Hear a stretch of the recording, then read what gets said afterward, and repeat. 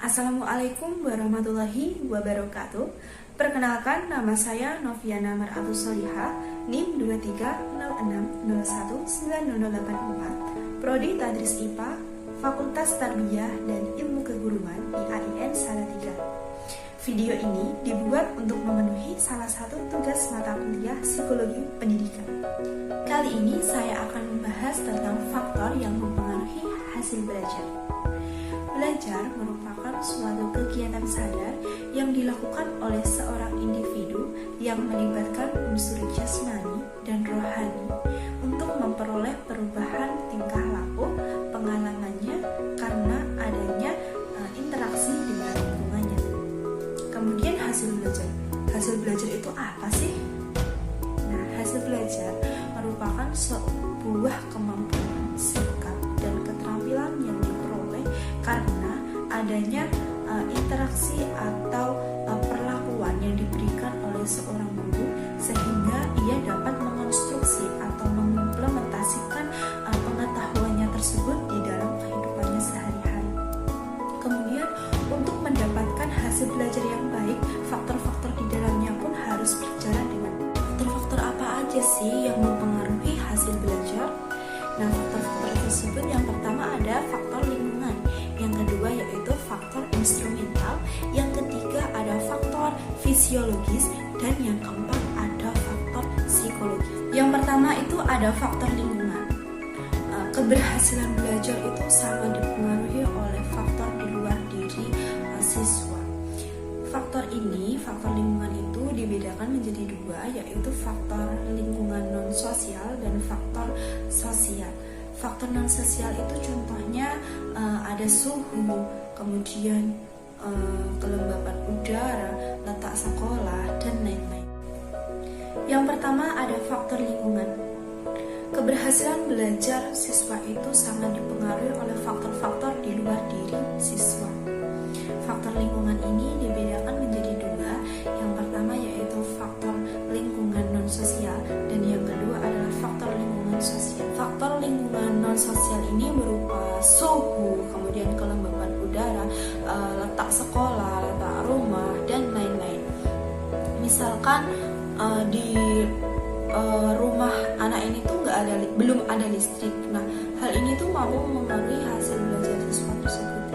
Karena nggak ada listrik, mungkin jadi akses belajarnya itu terbatas. Kemudian yang kedua itu ada faktor sosial. Nah, faktor sosial ini terdiri dari keluarga, kemudian masyarakat, dan sekolah. Yang kedua yang mempengaruhi hasil belajar adalah faktor instrumental. Di dalam faktor instrumental terdapat komponen-komponen juga yang mempengaruhi hasil belajar.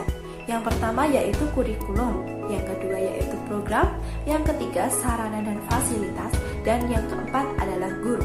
Kurikulum merupakan seperangkat rencana yang di dalamnya itu berisi tentang materi-materi yang tersusun secara sistematis, terprogram, dan terstruktur dan terencana dengan baik yang berkaitan dengan berbagai kegiatan dan interaksi sosial lingkungan dalam mewujudkan tujuan lembaga pendidikan.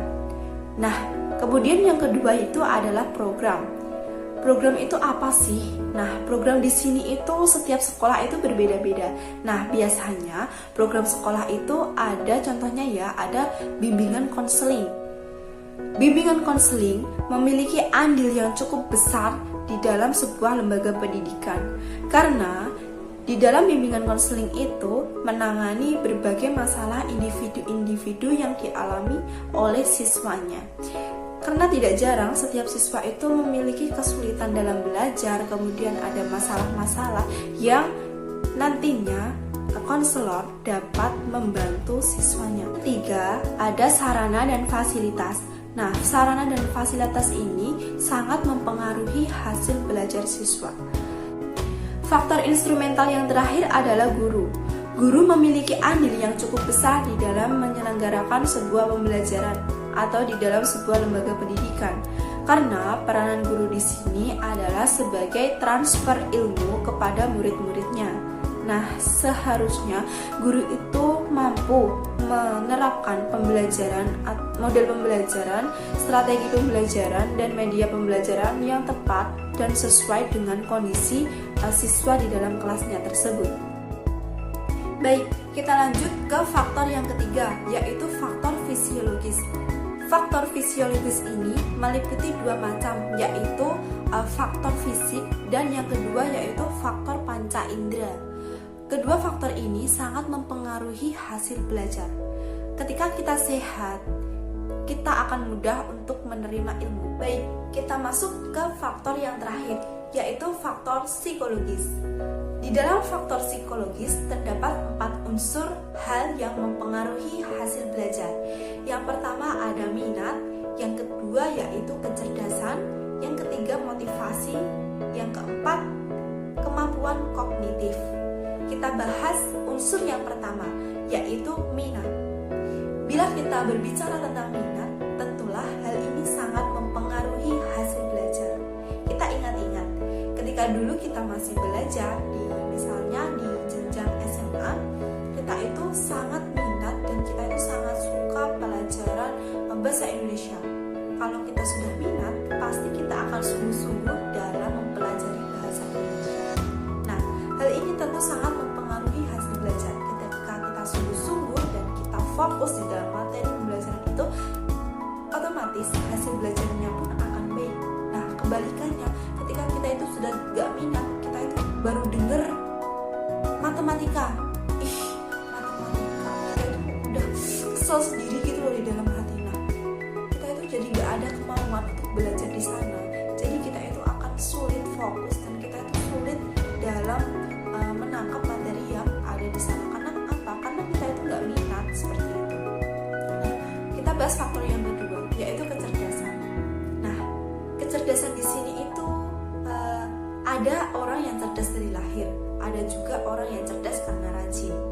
Nah, apabila kita cerdas dari lahir, hal ini itu mudah sekali diasah. Dia belajar sedikit, dia itu sudah pandai. Nah, beda lagi sama orang yang pas-pasan atau istilahnya itu bisa dikatakan bodoh. Kalau dia itu nggak mau rajin-rajin belajar, nah dia itu tentu akan sulit banget menerima pembelajaran yang disampaikan. Jadi, kalau yang jadi masalah itu bukan karena dia itu nggak pandai, karena dia tidak terlahir cerdas, itu bukan masalah. Masalahnya itu udah bodoh, terus malas belajar, nggak mau rajin sama sekali. Itulah yang jadi masalah. Kemudian kita lanjut ke ketiga, yaitu motivasi. Motivasi dari luar dan motivasi dari dalam. Motivasi dari dalam itu muncul dari dalam diri seseorang. Nah, misalkan dia itu sudah memiliki keinginan dari awal untuk mendapatkan beasiswa. Aku mau mendapatkan beasiswa untuk diriku sendiri biar aku sukses. Nah, itu adalah motivasi dari dalam. Ketika dia sudah memiliki motivasi seperti itu, tentulah itu akan membuat dia itu semakin semangat untuk menggapai cita-citanya. Tanpa ada motivasi dari luar pun dia itu sudah semangat. Nah, ada juga motivasi dari luar. Motivasi dari luar ini contohnya itu bisa timbul dari orang lain di luar diri orang tersebut. Misalkan dari orang tuanya. Contohnya, nah, kalau kamu nanti peringkat 1, ayah janji akan beliin kamu sepatu. Nah, ketika anak diberikan motivasi seperti itu oleh orang tuanya, wah, aku ingin deh punya sepatu baru, aku ingin sepatu itu lagi. Nah, dia itu akan termotivasi untuk belajar dan mendapatkan peringkat 1. Karena apa? Ketika dia mendapatkan peringkat 1, dia akan mendapatkan sepatu. Kemudian yang terakhir merupakan kemampuan kognitif.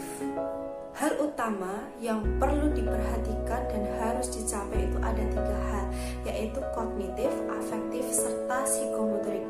Nah, kognitif ini merupakan salah satu hal yang mempengaruhi hasil belajar, karena di dalamnya itu di dalam kemampuan kognitif itu ada 3 hal yang perlu diperhatikan, yaitu persepsi, mengingat, dan berpikir. Persepsi sendiri itu merupakan masuknya pesan yang ditangkap oleh otak. Nah, ketika pesan itu sudah ditangkap di otak, kemudian kita dapat mengingat. Kemudian yang terakhir adalah berpikir. Ketika